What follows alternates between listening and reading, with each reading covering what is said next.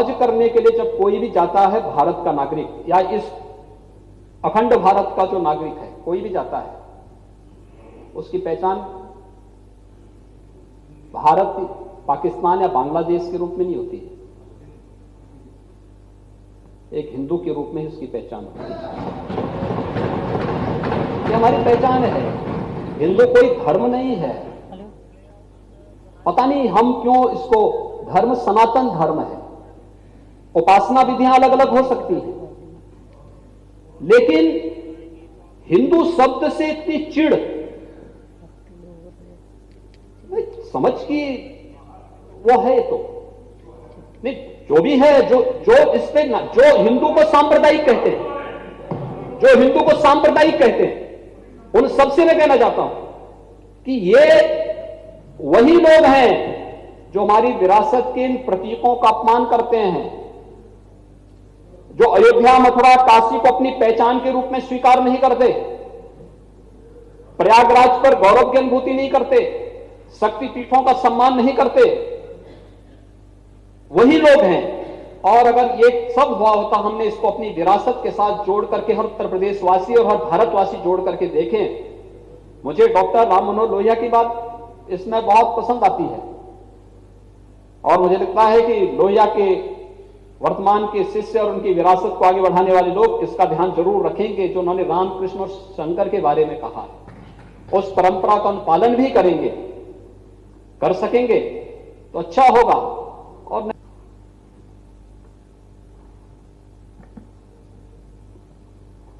बहुत सुखद अनुभूति सभी लोगों को हुई थी, दुनिया से, देश से, लाखों और करोड़ों लोगों ने जब हम लोगों को बधाई संदेश दिए थे। अयोध्या में राम जन्मभूमि पर भव्य मंदिर निर्माण का शिलान्यास का कार्यक्रम जब 5 अगस्त को संपन्न हुआ था,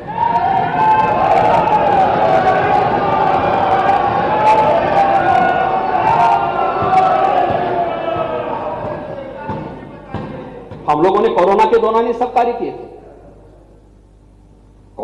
कोरोना का प्रबंधन भी था, लेकिन साथ साथ हम भगवान राम की उस उक्ति को भी चरितार्थ कर रहे थे, जिन्होंने संत तुलसीदास जी ने रामचरितमानस के माध्यम से कहा, और जिसको हम बार बार कहते थे। उस समय लोग विश्वास नहीं करते थे कि अवधपुरी सम प्रिय नहीं सो, या प्रसंग जाने ओ।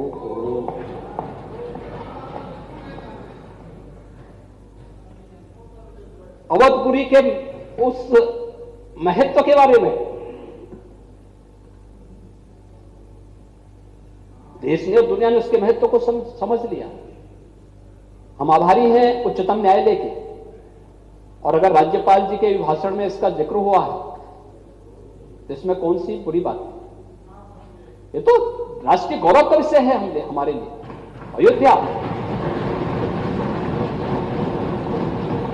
अयोध्या के बारे में कहा जाता है कि दुनिया की पहली नगरी है, सूर्यवंश की राजधानी है। महाराजा मनु दुनिया के पहले शासक थे, वह अयोध्या के ही शासक थे, और एक समृद्ध परंपरा दुनिया के अंदर जहां कहीं जाएंगे, दुनिया ने राम को अपनाया। लेकिन मुझे आश्चर्य होता है, अभी भी कुछ लोग राम नाम से इतना विद्वेष करते हैं। पता नहीं उस कालखंड में, रामायण के उस कालखंड में राक्षस लोग क्या करते हैं कि जो 3 कानून बनाए गए, उसमें मुख्य रूप से एक कानून जो है, एक अधिनियम है, कृषक सशक्तिकरण संरक्षण कीमत आश्वासन और कृषि सेवा पर करार अधिनियम। बहुत सामान्य सा नियम है। मुझे लगता है कि मुझे बलिया की ही एक मान्य सदस्य ने इस बारे में बताया, और मैंने कल विधानसभा में हमारे नेता प्रतिपक्ष मान्य श्री राम गोविंद चौधरी जी से ही पूछा, उन्हीं के क्षेत्र का मामला है।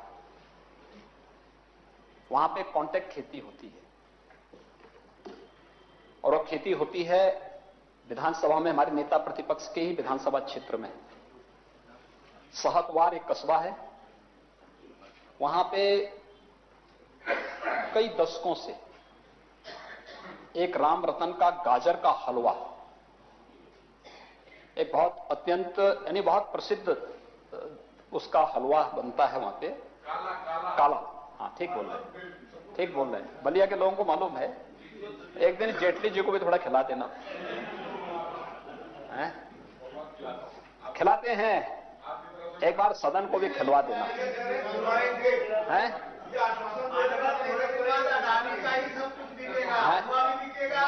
फिर बोले अरे तो मैं देखिए, सुन तो लीजिए ना ये। अच्छा एक बार सुन तो लीजिए, थोड़ा सुनने की आदत डालेंगे तो लाभ, उससे लाभ ही प्राप्त करेंगे, लोगों को बता पाएंगे। कल कोई पूछेगा आपसे कि ये कानून क्या है तो आप बोलेंगे क्या उस पर? थोड़े जानकारी होनी चाहिए। अलग विषय, आप अपने तरीके से उसकी विवेचना करें, हम अपने तरीके से करेंगे, लेकिन सुनने की आदत होनी चाहिए। मैं दूसरी जगह को उदाहरण नहीं दे रहा हूं। समाजवादी पार्टी के नेता श्री राम गोविंद चौधरी जी के विधानसभा क्षेत्र से जुड़ा हुआ मामला है। उत्तर प्रदेश का ही पार्ट है ना, उत्तर प्रदेश का, इसलिए मैं उसकी चर्चा कर रहा हूं। राम रतन का गाजर का हलवा, जनपद बलिया। महोदय, यह दशकों से वहां के किसानों से अनुबंध करते हैं कि वे एक गाजर का उत्पादन करेंगे, और गाजर लगाते समय ही अनुबंध हो जाता है और फिर उसको वे खरीदते हैं, और उनका वह हलवा देश और दुनिया में इतना विख्यात है, एक ब्रांड बना हुआ है वो बलिया का। और मैं तो चाहूंगा कि माननीय सदस्य पप्पू सिंह जी थोड़ा एक बार सभी माननीय सदस्यों को थोड़ा खिला दिया करें ये सब चीजें। ये चीजें होनी चाहिए, और जेटली जी को तो जरूर खिलाएं, इनको तो वहीं ले जाके खिलाइएगा, क्योंकि यहां पे स्वाभाविक रूप से आप लेके आएंगे तो उतना लेके आएंगे कि पता नहीं उनके लिए पूरा होता है कि नहीं होता, लेकिन जरूर लेके आएगा। और मैं देख रहा हूं कि हमारे से वर्चुअली शत्रुघ्न प्रकाश जी भी जुड़े हैं काशी से। वे जल्दी स्वस्थ हों, मैं ईश्वर से प्रार्थना करता हूं। लखनऊ से ही है लेकिन जल्दी स्वस्थ हों। नहीं, काशी से हैं, वो काशी के निवासी हैं। और देखिए कितने जागरूक सदस्य हैं। देखिए कैसे हम परिवर्तन ला सकते हैं। सवाल सत्ता पक्ष विपक्ष का नहीं, जो भी अच्छा काम करे उसको करना चाहिए। चंदौली के अंदर एक ब्लैक राइस का उत्पादन वहां के किसानों ने प्रारंभ किया। ये मुश्किल से 2 वर्ष के अंदर प्रारंभ हुआ है सब। नहीं, काला नमक अलग है। काला नमक चावल का जो होता है, चावल तो सफेद होता है, उसका बाहरी कवर काला होता है, इसलिए उसका नाम काला नमक है। सिद्धार्थनगर से मुख्य रूप से ध्रुव त्रिपाठी जी का जो क्षेत्र है तराई बेल्ट में होता है, वहां से महाराजगंज में, फिर गोरखपुर आसपास के क्षेत्रों में होता है। लेकिन ये ब्लैक, इसका जो चावल होता है काला होता है। और देखिए जो ब्लैक, जो काला नमक चावल है जिसके बारे में उत्तम जी बोल रहे हैं, ये दुनिया के अंदर सबसे अधिक प्रोटीन से युक्त चावल है और सबसे सॉफ्ट चावल है। ये उत्तर प्रदेश की ब्रांड है ये, और दुनिया के अंदर सबसे अच्छा चावल माना गया, सबसे सॉफ्ट और सबसे अधिक प्रोटीन से युक्त है, और उसकी खुशबू अपनी अलग है। दूसरा, ये ब्लैक राइस जो चंदौली के अंदर वहां के किसानों ने उत्पादन करना प्रारंभ किया, ये चावल नॉर्थ ईस्ट से मंगाया गया था। तो मुझे माननीय शत्रुघ्न जी ने इस बात को चर्चा की। उन्होंने कहा कि ब्लैक राइस जो आपके चंदौली में हो रहा है, आपने इसकी खीर खाई? मैंने कहा किसी ने तो आज तक खिलाई नहीं। तो मैं काशी स्पेशली गया था, और मैंने काशी में स्पेशल एक कार्यकर्ता से कहा, मैंने कहा भैया मैंने सुना है कि ब्लैक राइस की खीर बहुत अच्छी होती है, कैसी खीर है वो? तो हमारे मंत्री, पर्यटन और संस्कृति मंत्री एक डिब्बे में बना करके लेके आए और एक कटोरी ली। मैं चाहूंगा, यानी आप देखेंगे क्या ब्रांड है वो, किसान उत्पादन कर रहा है, और किसान को उसका दाम, जो अभी हमारे माननीय सदस्य बोल रहे थे कि चावल, यहां का चावल पंजाब में बिक रहा है महंगे दाम पर, इसका श्रेय किसको है? मोदी जी को, क्योंकि मंडी की बाध्यता समाप्त है। दूसरा कानून, दूसरा अधिनियम उसी से जुड़ा हुआ है। जहां दाम ज्यादा मिलेगा, किसान को उसकी स्वतंत्रता। भाई मुझे, अगर मैं कोई चीज उत्पादन कर रहा हूं और मुझे लखनऊ के मार्केट में अच्छा दाम नहीं मिल रहा है, मंडी मुझे बाध्य नहीं कर सकती कि मैं मंडी के साथ यहां पे अनुबंध करके बाहर नहीं बेच सकता। पहले तो मंडी के लोग झपट पड़ते थे, रोकते थे, जबरदस्ती टैक्स वसूली करते थे। आज आप मंडी के बाहर मंडी समिति आपसे कोई टैक्स नहीं ले सकती है। ये श्रेय किसानों को दिया गया है। नागर जी फिर खड़े हो गए।